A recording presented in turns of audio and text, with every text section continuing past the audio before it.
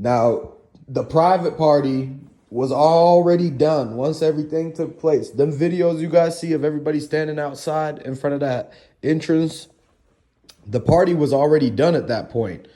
There were the people who ran inside there when everything started, the altercation. They're lucky that the doors were even unlocked at that point. The security could have easily locked the doors and everybody would have been nowhere to run to.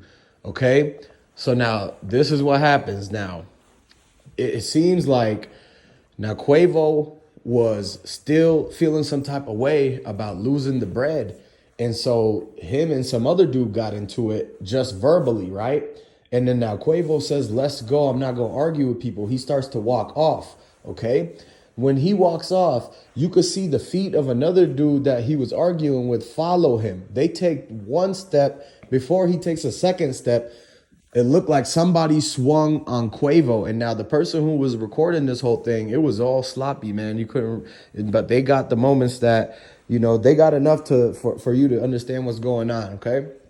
And so when somebody swings on Quavo, it kind of put everybody into shock, because that's when some people started bunching up. A couple people reacted. They said, ooh, oh, you know, that's when you hear them noises like the, okay? And so there was like a 1 to 2 second pause where the dude in a V-Lone hoodie was standing next to Quavo, and he looked like he was reaching down to his ankle. But then the guy that was in the dude who like pretty much everybody's thinking that might have been the one, that guy was actually riding in the back seat of the same car Quavo was in. The dude with the black hat. And he had a whole Dickies fit on. You can't trust people who wear nothing but Dickies fits, man. The only reason they do that is because they seen some street guy do it and they just trying to copycat. You see what I'm saying? They want to be tougher than that guy, right?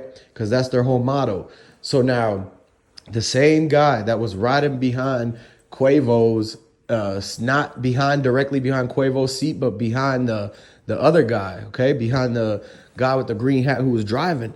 So the people who Quavo came there with actually was the one who ended up doing the being part of it, and sent some over there, and they sent some back.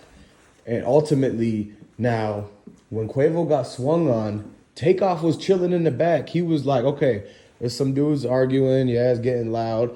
It ain't alarming yet. And then once Quavo gets swung on, that's when Takeoff takes one step forward. Like, he, at this point, is in the land of no return, because you know at this point it's people scattering off. But the guy in the Dickie suit, he's backing up, and he's looking at the V-Lone guy, because the guy in the V-Lone hoodie is the only person who's next to Takeoff. At this point, all of the mob tie security went and stepped in front of Quavo to handle the whole Quavo situation with the other guy arguing. So for that split second, it was Takeoff and a guy in the V-Lone hoodie who had his hoodie up. He had dreads, and he looked like he was bending down, reaching for something in his socks. And then that's when the guy in the Dickies suit upped his, and you can pause and look at everything. You see somebody behind him running in through the door. It looked like he had got something, because he had a satchel on, and he had something in one of his hands. And you couldn't really tell what was in his hands, but next thing that he did was he lifted his arm up and pointed at something as if he had something in his hand that he was pointing. And then that's when you hear all the stuff ring out. And then literally it was like 8 pops. 8 pops went off, but after 2 or 3 of them, you could already see Takeoff on the ground. He was already down. And then the other pops was the response to it, where the people were sending it back. And so this whole situation is crazy, because they're saying the guy in the Dickie suit who did this is actually somehow related to Quavo, because they're saying that he might be Migo Bando. And so if he really is, then that's supposed to be Quavo's brother, big brother or something. Because now when you really look at the dude when you look at the picture of the dude in the car in Quavo's story that he posted, and I have the video on 3 videos ago I posted. You could go and binge watch every single one of them, but it'll show you exactly. And so that dude, when you pause it and look at his face, at first I thought he looked close, similar to like a Duke Dennis type of character. He looked kind of like that in the face. But then I started to look at him and Quavo side by side, and I said, hold on, wait. This dude look a lot like Quavo. He's just a lot taller. He actually looked very, very similar. So the dude might actually be related to Quavo, which is the crazy thing, man. And so I don't know if he knew that it was Takeoff right there, but think about it this way. Think about it this way, y'all. I feel like there's a lot of people who are scared to Takeoff because he is so calm, collected, and reserved. It's almost like he's the boss man. Because look at the way Jay Prince act, the way he carries himself. All those big OGs and boss guys, they actually carry themselves the same way Takeoff carry themselves. They cool, calm, collected, reserved. They know when to speak up. They know when to put it in action. They're the ones who's the pretty much the level-headedness, the people who are gonna be able to actually not overreact, not argue, just how Quavo did. You don't see Takeoff arguing with people, but because Takeoff is so calm, quiet, and reserved, once Quavo got swung on and Takeoff stopped leaning on the banister and actually took a step forward, the dude in the Dickie suit, that guy must have been in that moment thought that Takeoff could have did something. You know what I mean? I'm not saying that Takeoff was gonna go and do anything. We already know that that Takeoff is not that type of person to be doing that, right?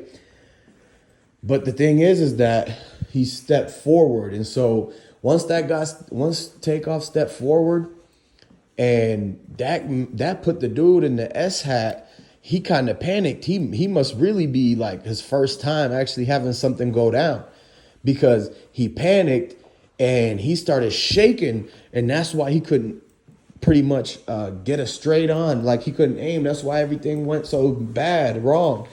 The dude couldn't even get it to the spot that he was wanting to go to.